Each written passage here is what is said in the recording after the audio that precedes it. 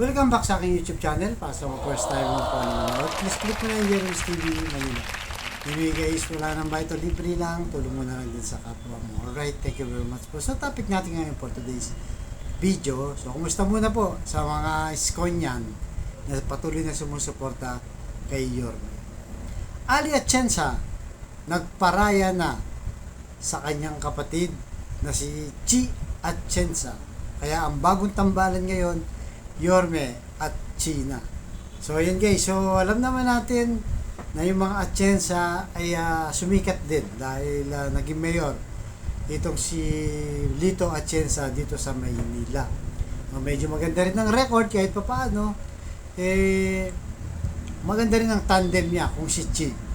Kasi ang alam ko itong si Chi na to, tatakbo dito sa amin sa 5th District na bilang konsehal. Diba? Kasi nakikita ko na yung mga mukha niya dito sa District 5. Umiikot na yan.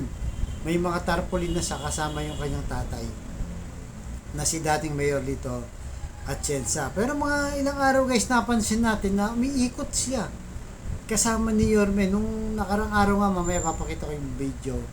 Umiikot silang dalawa ni Yorme doon sa District 2. Kasi ang tanong dito, anong ginagawa ni Chi, nitong si Chi Atienza sa District 2 kung tatakbo siya dito sa 5th District. So malamang guys, alamang siya na nga yung papalit kay Ali Atienza dahil alam natin itong si Ali Atienza ay may pwesto sa Department of Agriculture kay Pangulong Bongbong Marcos, di ba?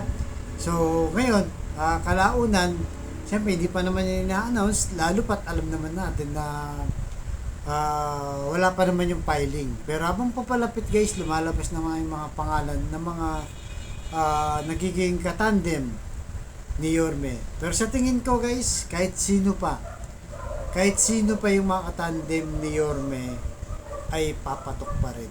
Di ba? Kasi ang magbibit-bit niyan talaga itong si Yorme. At yun na nga, si Chi Atienza ay kilala din. Kahit pa paano may magandang ginawa rin itong si Lito Atienza dito sa Maynila. Kaya kung isasabak yan kay Hani Lacuna at Jules Servo, tingin ko guys, may laban talaga silang dalawa nga ni Yorme. At makita mo guys sa video, di ba? Makita nyo sa video na kung paano si Isko, ganun din siya. Parang pag nakita mo, magandang babae, di ba? Maamo yung mukha at mukhang sincere naman siya. Pag lumalapit siya sa tao, yung mayakap sa mga bata, sa matanda, nakikingiti, nakikitawa, talagang makita mo sa mukha niya na parang si Yorme din, walang halong kaplastikan pag tinignan mo. So narito guys, pakita ko muna yung video kung saan nag-iikot silang dalawa nitong si Yorme. Wala lang sounds guys kasi nga baka makapiright tayo dahil may mga kanta rito. Alright, so pasok Chi Atienza.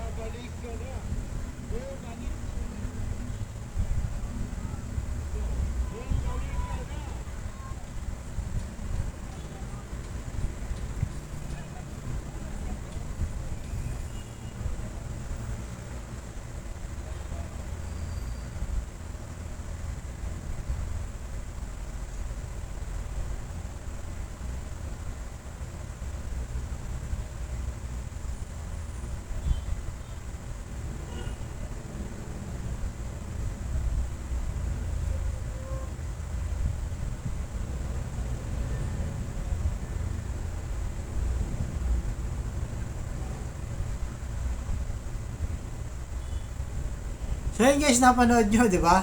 Talagang parang pareho sila ng karisma sa masang taga Maynila. Kaya dati kasi, di ba, binlag din natin dito, tinaas nung kamay. Kasi nakita sila sa isang event, si Yorme at si Ali at Chensa, di ba, nagtaas na sila ng kamay guys. Hawak kamay na sila na lumalabas sana yung magiging tandem. Pero, siyempre, habang papalapit ang election, marami pang pagbabago dyan.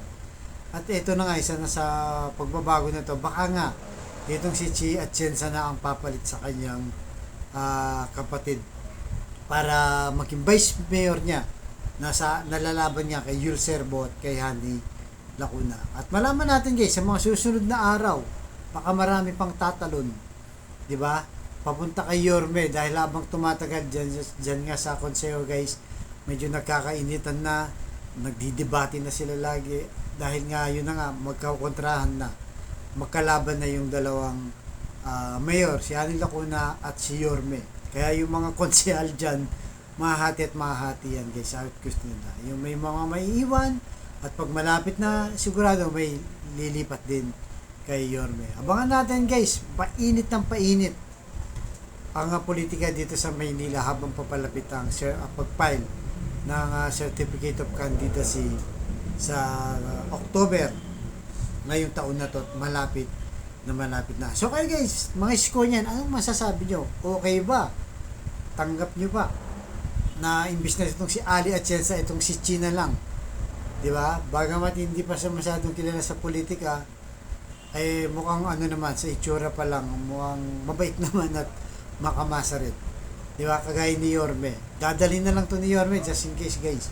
Dahil alam naman natin, kahit sinong makaharap ni Yorme, makakasama niya, nadadala niya ng kanyang pagkamagaling na leadership. Di ba? Eh yung buong konsehal nga. Di ba? Nabitbit niya yan guys. Noong 2022, in-endorse niya si Lacuna, si Yul Serbo, at lahat ng konsehal at pati congressman sa buong Maynila panalo. Sa 38 na konsehal guys, 36 din ang panalo. Yung dalawa, hindi man nila kapartido, pero kakampi pa rin nila. So parang perfect talaga yung konsehal. At sa congressman, lahat panalo guys. Ganun magbitbit ng mga tao itong si Yorme. Talagang leader na leader.